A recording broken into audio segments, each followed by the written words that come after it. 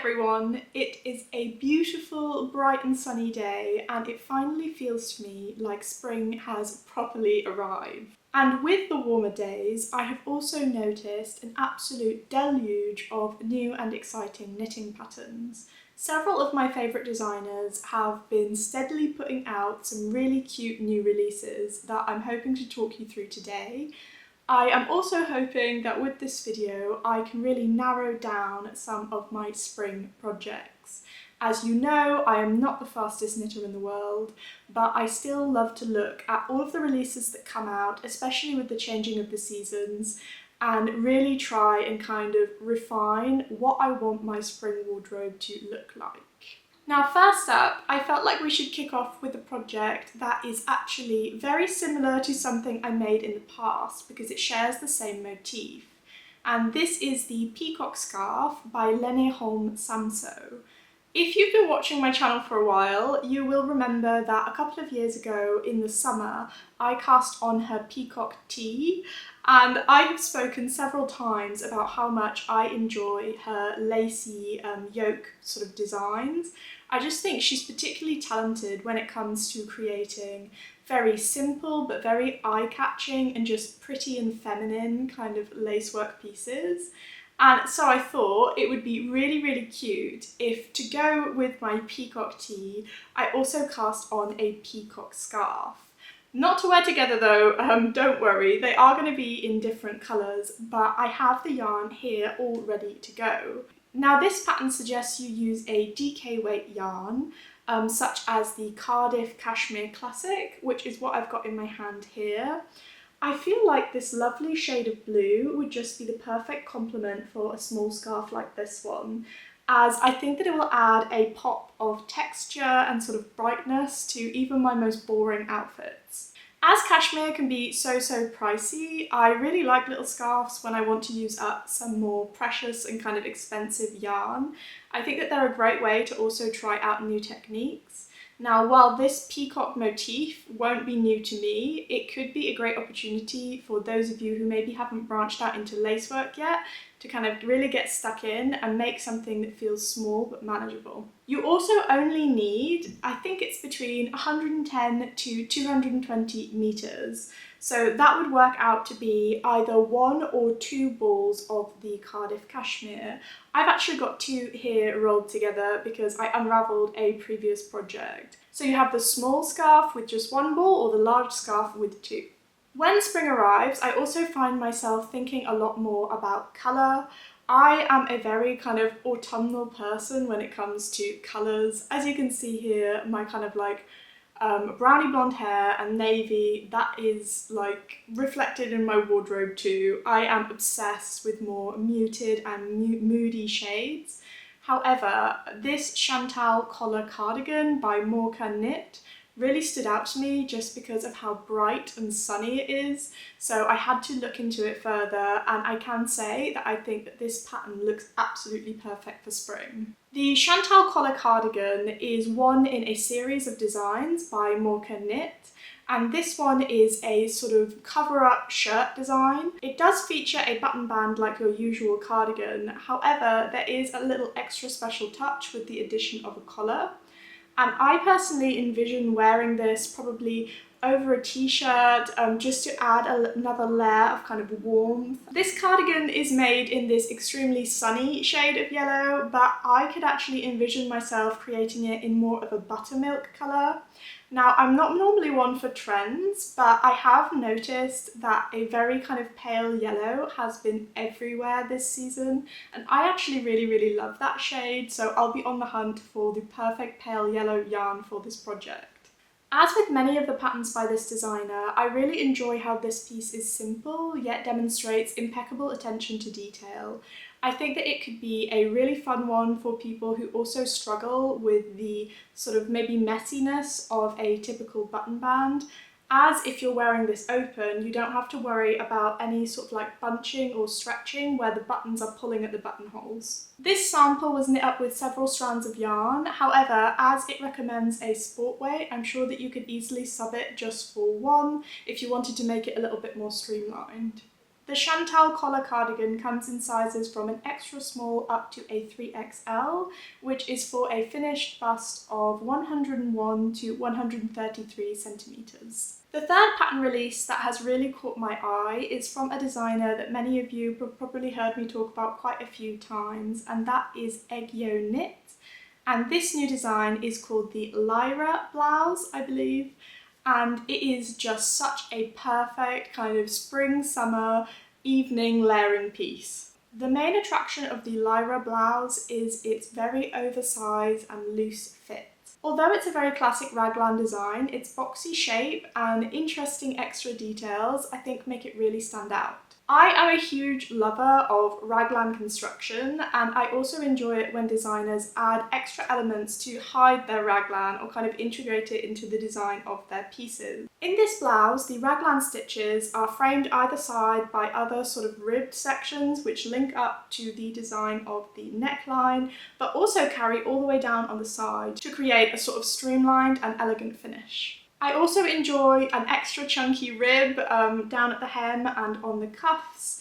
I feel like this makes everything feel very fresh and modern. Overall, I feel like it's the really tiny details here that elevate this from being just a basic sweater. However, if I were to make this, I think I would have to think very, very carefully about the perfect yarn. This particular version is created using, I think it's a wool and a second strand of a fuzzier yarn. That looks really, really beautiful, but I feel like for something for spring and summer, I would maybe go for a silk blend or a plant-based fibre, something that would keep me extra cool. The Lyra blouse comes in a total of 7 sizes for a 96 to 130 centimetre finished bust. The next pattern is not something completely new, but there has been an update to it which I just have to talk to you about. And this is the Camisole Number 10 by My Favourite Things Knitwear. But it is not in its original iteration. She has shared some images where she added a very simple crochet border to this boat neck top that I think just finishes it in the most perfect, kind of elegant and girly way. I'm currently working on her Camisole Number 9 in Knitting for Olive Merino, and overall I find that her camisoles are the pieces that really stand out from all of her patterns. I mean, she has so many patterns on offer, but her camisoles are ones that I can consistently drawn to. Stuff that is very simple, but almost looks like it could be store-bought. I already really love the original version of the Camisole Number 10, but I feel like the crochet just really makes it sing. It is the perfect way to finish off this top. The original version had a boat neck kind of neckline that looked quite unfinished, but in kind of a cool way. But with the crochet, I think that might actually lend a lot of stability to the piece. That would mean that I would probably get much more wear out of it without worrying that it looked unfinished or maybe a bit stretched out. The Camisole Number 10 comes in sizes from an extra small up to a 4XL for a finished bust of 88 to 144 centimetres. Because I'm hoping to add a pretty lacy border to my version, I was really excited to partner again with Skillshare this month, as their classes have allowed me to dip my toe into the world of crochet. The Modern Crochet Essentials for Getting Started is taught by the self-confessed yarn snob Tony Lipsy. Having watched several of her yarn reviews, I was really excited to see that she is one of the featured experts over on Skillshare. With her helpful hints, I've started to master the basics of double and single crochet, and I'm well on my way to creating a cute set of coasters for my spring table. I also think that her lesson on adding crochet borders will be absolutely perfect for getting going with my camisole. As the largest online learning community for creatives, Skillshare boasts classes in anything from crochet, embroidery and knitting, to photography, film and creative entrepreneurship. Their video classes focus on helping members learn new skills through practice, and I particularly enjoy how they're broken up into easily manageable kind of bite-sized chunks that I can slot into my daily art practice. I find that the arrival of spring always gets me extra excited and motivated to try out new techniques and crafting skills, which makes it a perfect time to try out a fresh hobby on Skillshare. If you want to follow along with the Modern Crochet class yourself, the first 500 people to use my link in the description will get a 1-month free trial of Skillshare. Now let's get back to my spring patterns. As I've been really drawn to and kind of inspired by styling sleeveless tops, my next option is another boat neck top from the very talented Spektakelstrikk. And this is the Sidewalk top and its textured version. So these are two separate Aran weight patterns that both feature the same simple silhouette. However, I was really intrigued by the very textured and kind of interesting yarn used in the textured version. Like with a lot of the options on this list, I think that this top could be great for layering, particularly with a big oversized cotton or linen shirt. The textured yarn recommended here, I believe, is called the Gepard Cotton Waves. I've seen a few other designers that I really like using this summer, and I am really interested to kind of get my hands on it and see how it behaves when knitting it up.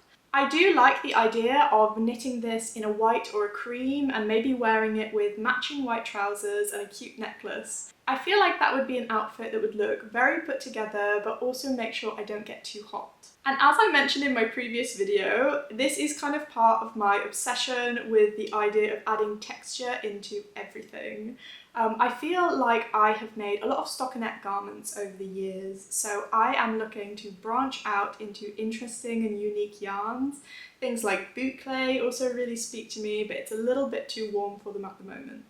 The Sidewalk top comes in sizes extra small to 3XL for a finished bust circumference of 83 to 133 centimetres. I've said it before and I will say it again, almost no updated pattern list would probably be complete without one entry from Petite Knit.